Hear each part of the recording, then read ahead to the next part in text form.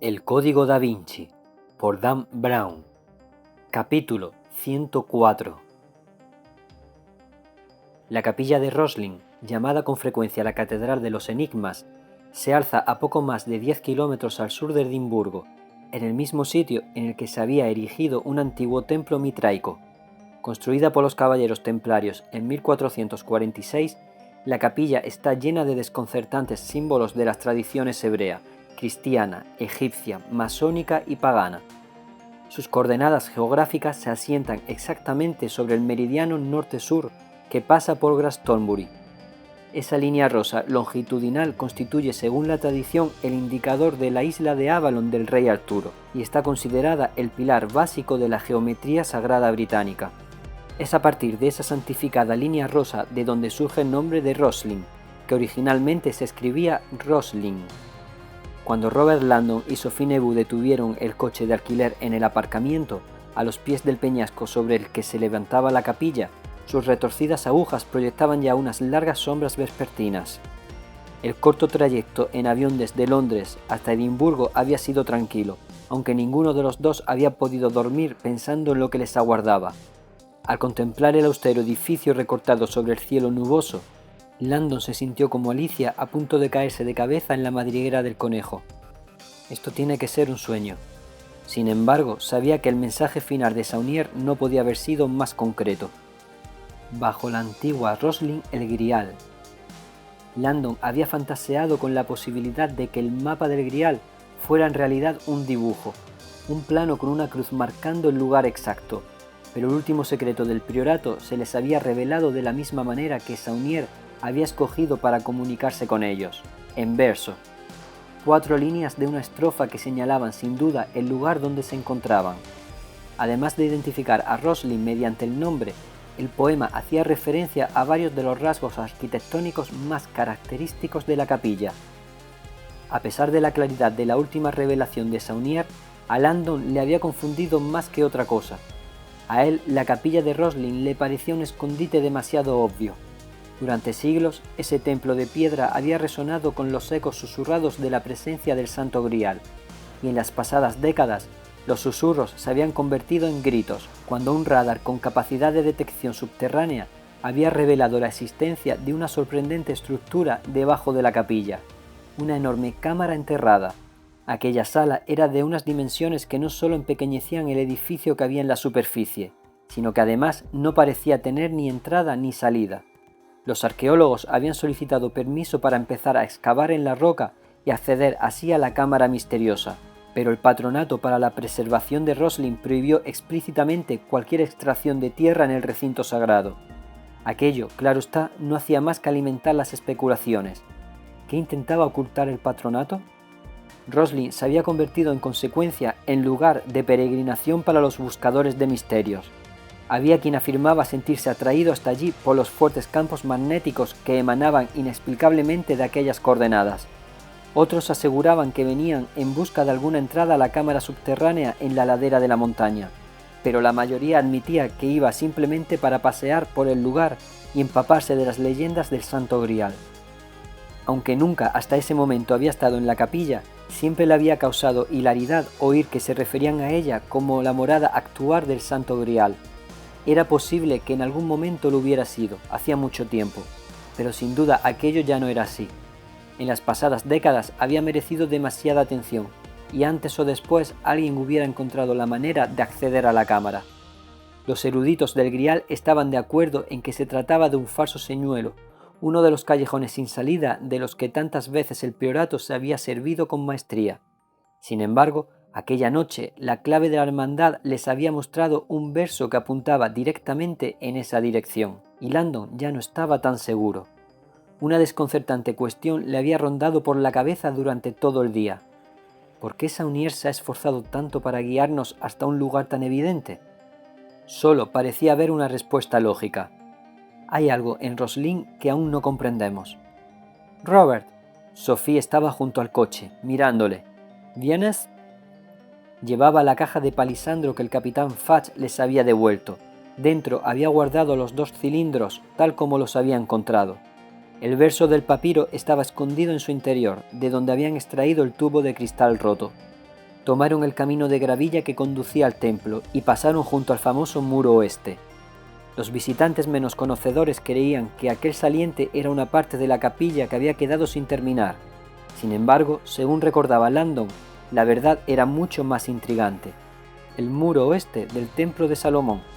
Los templarios habían construido la capilla Rosslyn como una réplica arquitectónica exacta del Templo de Salomón en Jerusalén, con su muro oeste, su estrecho santuario rectangular y su cámara subterránea, como una copia del Sancta Sanctorum en el que los 9 caballeros originales habrían desenterrado su valiosísimo secreto. Landon debía admitir que existía una desconcertante simetría en la idea de que los templarios hubieran construido un almacén moderno para el grial que recordara a su escondite original. La entrada de la capilla era más simple de lo que Landon había imaginado. La pequeña puerta de madera tenía 2 bisagras de hierro y una sencilla señal tallada en un tronco de roble. Landon le explicó a Sophie que aquella transcripción antigua derivaba de la línea rosa, del meridiano sobre el que se alzaba el templo, o como preferían creer los especialistas en el grial, de la línea de la rosa, el linaje ancestral de María Magdalena. La capilla no iba a tardar en cerrar sus puertas, y cuando Landon empujó la puerta, del interior se escapó una bocanada de aire tibio, como si el antiguo edificio hubiera suspirado de cansancio a punto de terminar su larga jornada. El arco del portal estaba lleno de rosas de 5 pétalos. Rosas, el vientre de la diosa. Al entrar con Sophie, Landon recorrió el espacio con la mirada, abarcándolo todo. Aunque había leído mucho sobre el recargado trabajo escultórico del interior, verlo con sus propios ojos le impresionó mucho. El paraíso de la simbología, lo había bautizado uno de sus colegas. Toda la superficie de la capilla estaba cubierta de símbolos, crucifijos cristianos, estrellas de David, sellos masónicos, cruces templarias, cuernos de la abundancia, señales astrológicas, plantas, vegetales, pentáculos y rosas. Los templarios habían sido reconocidos constructores y habían levantado iglesias por toda Europa, pero Rosslyn estaba considerada su obra más sublime de amor y veneración. Los maestros del trabajo en piedra no habían dejado ni un milímetro sin tallar. La capilla de Rosslyn era un santuario de todas las confesiones, de todas las tradiciones y sobre todas las demás cosas, de la naturaleza y de la diosa. El templo estaba casi vacío y solo había un pequeño grupo de visitantes que atendían a las explicaciones de un joven guía que realizaba la última visita de la jornada. Los llevaba en fila india por un itinerario muy conocido, un sendero invisible que unía 6 sitios arquitectónicos que se encontraban en el interior del templo. Generaciones de visitantes habían caminado por aquellas líneas rectas que conectaban esos puntos y con sus pisadas habían llegado a marcar un enorme símbolo en el pavimento. La estrella de David, pensó Landon. Esto no es ninguna coincidencia.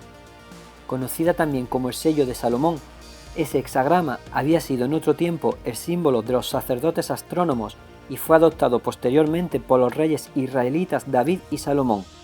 El guía los había visto, pero a pesar de ser casi la hora de cerrar, con una cálida sonrisa los había invitado a entrar y a admirar el templo. Landon se lo agradeció con una inclinación de cabeza y se adentró en la nave, pero Sophie se quedó clavada en la entrada con expresión de desconcierto.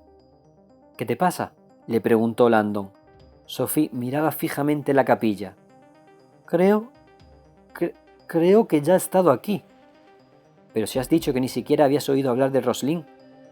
«Es que no me sonaba el nombre. Seguramente mi abuelo me trajo aquí de muy pequeña, no lo sé. Me resulta familiar».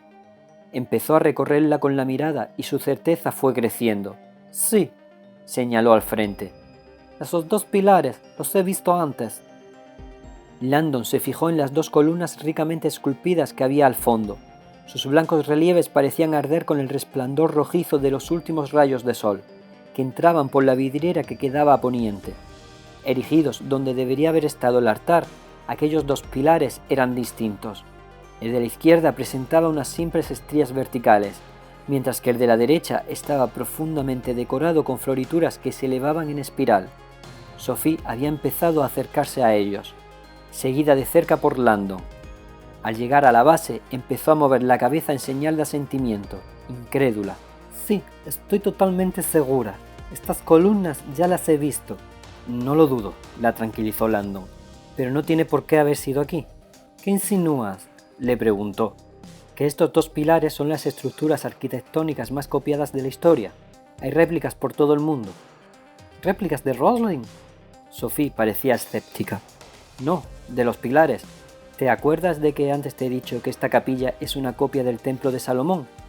Pues estas dos columnas son réplicas exactas de las que había en su interior. Esta se llama Boaz, o pilar del albañil, que como sabes en francés significa masón, es decir, masón. Y esta otra es la Hachin, el pilar del aprendiz. Hizo una pausa. En realidad, prácticamente todos los templos masónicos del mundo tienen dos pilares como estos. Landon ya le había hablado de los fuertes vínculos históricos entre los templarios y las sociedades masónicas secretas, cuyos grados básicos, aprendiz, compañero y maestro, hundían sus raíces en los primeros tiempos de la Orden del Temple.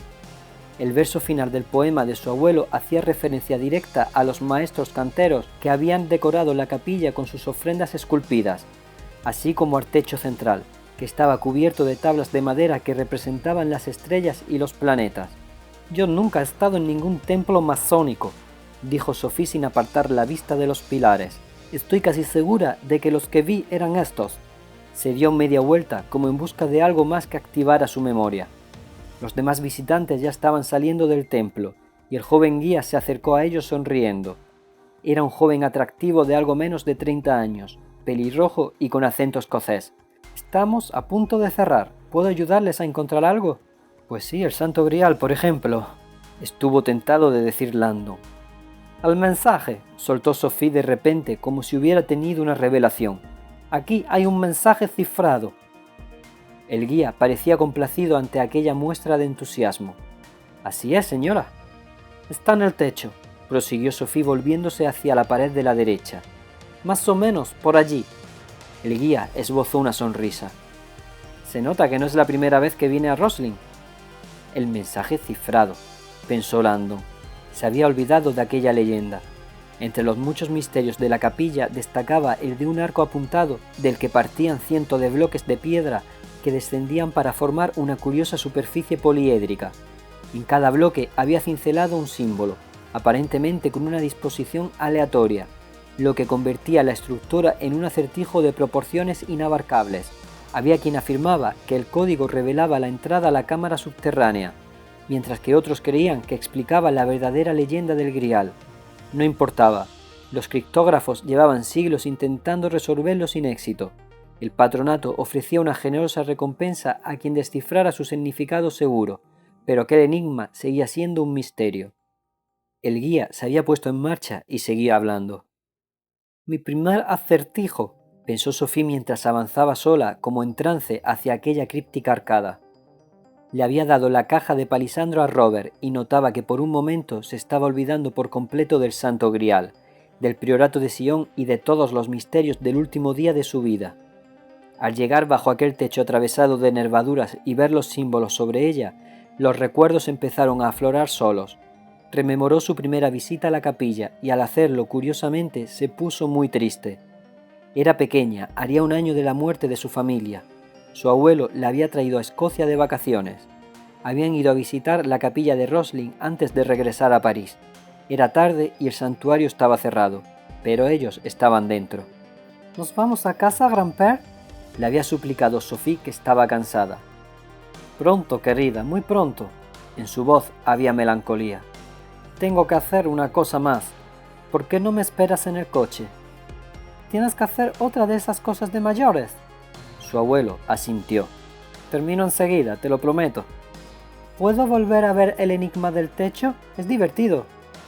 «No sé, yo tengo que salir un momento. ¿No te dará miedo quedarte aquí sola?» «Claro que no», exclamó indignada. «Pero si ni siquiera está oscuro». Su abuelo sonrió. «Bueno, de acuerdo entonces». La llevó hasta la base del arco que le había mostrado antes. Al momento, Sophie se tendió boca arriba en el suelo y se puso a mirar aquel mosaico de piedras que tenía encima. «Pienso encontrar la clave antes de que vuelvas». «Ah, así que estamos de competición». Se agachó y le dio un beso en la frente antes de salir por una puerta lateral. «Estoy aquí fuera, si me necesitas, llámame». Sophie se quedó ahí tumbada, observando aquellos símbolos con ojos soñolientos. Al cabo de unos minutos, los símbolos se le hicieron borrosos, hasta que desaparecieron por completo. Al despertarse, sintió que el suelo estaba muy frío. «¿Grand-père?» Silencio. Se levantó y se alisó el vestido. La puerta lateral seguía abierta. Se estaba haciendo de noche. Salió fuera y vio a su abuelo de pie en el porche de una casa de piedra que quedaba justo detrás de la capilla. Estaba hablando tranquilamente con alguien apenas visible apostado tras la mosquitera de la puerta. «¡Grand-père!», gritó. Su abuelo se volvió, la saludó y le hizo un gesto para que esperara. Entonces se despidió de la persona que estaba en la casa. Le lanzó un beso a través de la mosquitera y se fue hacia ella con los ojos llorosos. «¿Por qué estás llorando, Grand-père?». La cogió en brazos y le dio un abrazo. «Sophie, este año nos hemos despedido de muchas personas, y es duro». Sophie pensó en el accidente, en el adiós a sus padres, a su abuela y a su hermano. «¿Le estabas diciendo adiós a alguien más?». «A una muy buena amiga a la que quiero mucho», respondió emocionado. «Me temo que no volveré a verla en mucho tiempo». Ahí, junto al guía, Landon había estado recorriendo con la mirada las paredes de la capilla, con la sensación creciente de que podían estar a punto de llegar a un callejón sin salida. Sophie se había acercado hasta el arco de los símbolos y lo había dejado a él con la caja de palisandro que contenía las últimas instrucciones que parecían no servir para nada. Aunque el poema de Saunier apuntaba directamente a la capilla, ahora que estaban allí, Landon no sabía qué era lo que debían hacer. El poema hacía referencia a una espada y un cáliz que no veía por ninguna parte. Bajo la antigua Roslin el Grial con impaciencia espera tu llegada. Custodios y guardiantes de sus puertas serán por siempre el cáliz y la espada. Una vez más, Landon tenía la sensación de que todavía quedaba algún aspecto del misterio que no les había sido revelado. «Odio ser entrometido», comentó el guía con la mirada fija en la caja de palisandro.